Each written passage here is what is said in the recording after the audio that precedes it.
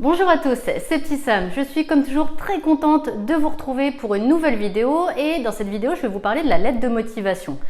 Alors je sais à quel point c'est compliqué, c'est difficile, c'est fastidieux de devoir écrire une lettre de motivation. C'est vraiment un exercice qui est très souvent redouté par les candidats qui n'arrivent pas à trouver leurs arguments, qui n'arrivent pas à formuler leurs phrases et finalement à faire une bonne lettre de motivation qui soit convaincante. Alors je vais tout vous dire pour faire une lettre de motivation qui soit convaincante. Et déjà, si vous pouvez être sûr d'une chose, c'est qu'une lettre de motivation convaincante, c'est avant toute chose une lettre de motivation qui est personnalisée. Il faut absolument que cette lettre, elle parle de vous, avec vos mots à vous, votre expérience à vous, et qu'elle ne ressemble pas tout bonnement aux lettres que les autres candidats vont envoyer. Donc il ne faut pas de lettres standard, il ne faut pas de modèle de lettres que vous avez récupéré sur internet. Il faut vraiment une lettre qui ne puisse correspondre qu'à vous et dans laquelle il y aura des arguments développés qu'on ne va pas trouver dans la lettre des autres candidats, tout simplement.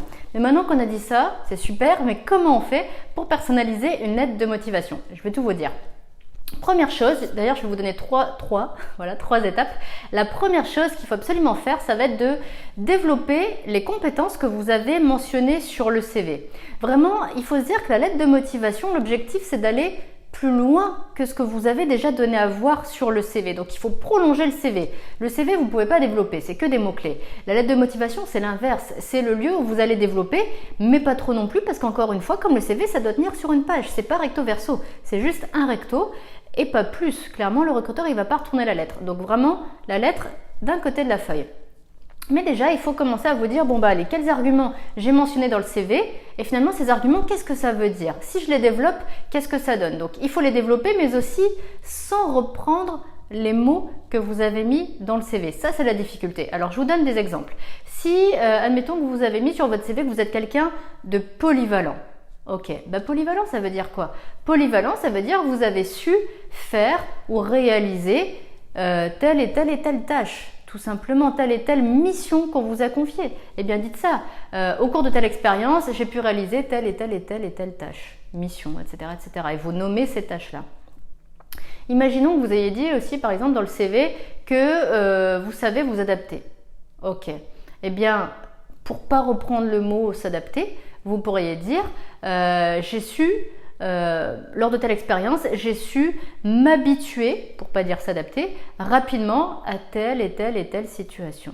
Et voilà, vous avez prolongé vos arguments, vous les avez développés, vous les avez expliqués et c'est forcément personnalisé puisque ce que vous êtes en train de raconter, ça ne correspond pas aux autres candidats, ça correspond qu'à vous, tout simplement. Deuxième chose à faire pour personnaliser votre lettre de motivation, c'est il faut parler de vos expériences. Encore une fois, il faut développer ce que vous aurez mis dans le CV. Dans le CV, vous avez mentionné vos différentes expériences, mais sans développer. Dans la lettre, vous pouvez les reprendre et dire par exemple, lors de mes missions à tel poste, j'ai pu réaliser telle tâche, ou j'ai pu travailler, côtoyer, accompagner tel public, ou j'ai pu utiliser tel produit, tel matériel, apprendre à me servir de tel produit, tel matériel ou développer ma connaissance de telle machine, ma pratique de telle machine ou j'ai été amenée à travailler dans telle ou telle condition de travail.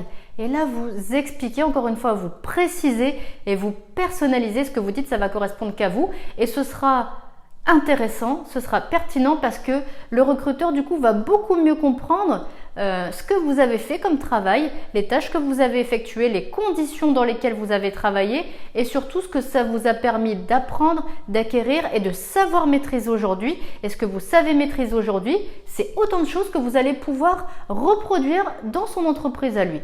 Donc c'est forcément intéressant. L'idée vraiment générale, c'est de dire tout ce que ces expériences, elles vous ont apporté en termes de savoir, de savoir-faire et surtout n'oubliez pas le savoir-être. Par exemple, si vous expliquez que vous avez été amené à travailler en équipe ou dans telle situation peut-être un petit peu compliquée, voilà ce que ça vous a permis de développer en termes de savoir-être. Peut-être la prise de recul, peut-être la patience, plein de choses qui sont tout à fait possibles en fonction de votre situation, votre expérience et votre personnalité. Et c'est vraiment là, dans la lettre de motivation, le lieu où il va falloir le mentionner parce que ce sont autant d'arguments qui vont intéresser et qui vont convaincre un recruteur et qui vont faire la différence avec les candidats qui vont postuler donc pour le même métier que vous, la même offre que vous, puisque justement ce sera personnalisé. Troisième étape que je vous propose pour vraiment personnaliser et donc convaincre avec votre lettre de motivation, ça va être vraiment d'expliquer à la fois ce qui vous plaît dans cette offre-là pour laquelle vous postulez et aussi ce qui vous plaît dans l'entreprise. Et c'est important parce que il y a beaucoup de candidats qui vont penser quand même à parler de l'offre, mais qui vont complètement négliger l'entreprise. Donc, quand je vous dis de parler de l'offre ou du métier, qu'est-ce qu'il faut dire? Il faut dire en fonction de ce que c'est, bien sûr, et en fonction de vous. Là, je vais vous donner des exemples. Par exemple, que vous êtes quelqu'un de passionné.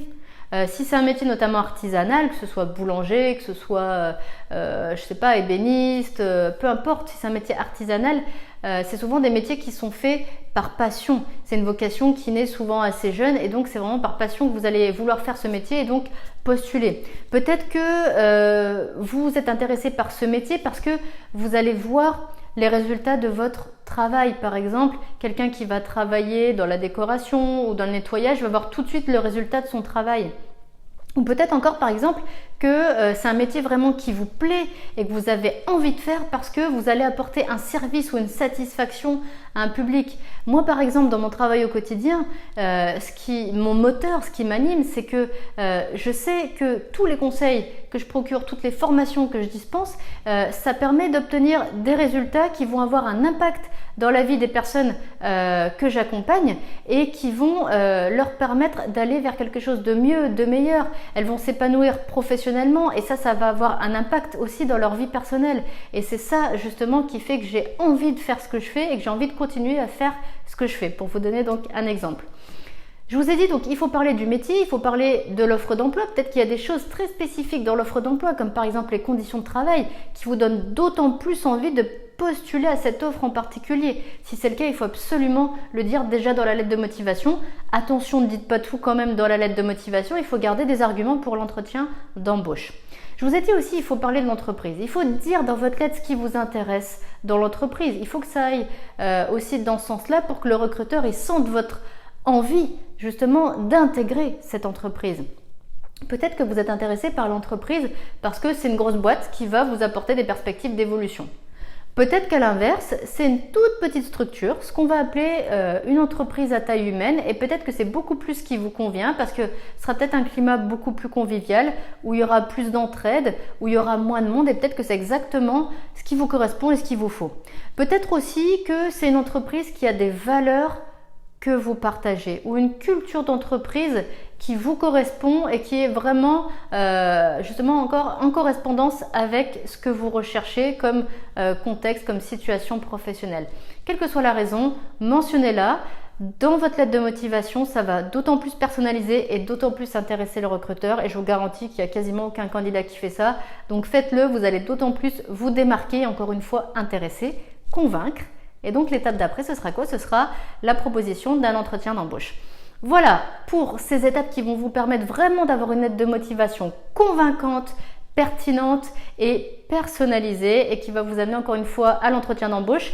Donc l'entretien d'embauche, il faudra le préparer. Si vous avez envie vraiment de faire ça de manière efficace, pertinente et de prendre le temps de bien vous préparer, je vous mets un lien juste en dessous vers une autre vidéo qui va du coup vous proposer tout un tas de contenus et un tas de supports pour vraiment pouvoir préparer les questions qui sont le plus souvent posées en entretien d'embauche. Voilà, bonne chance pour votre lettre et à très bientôt dans une prochaine vidéo.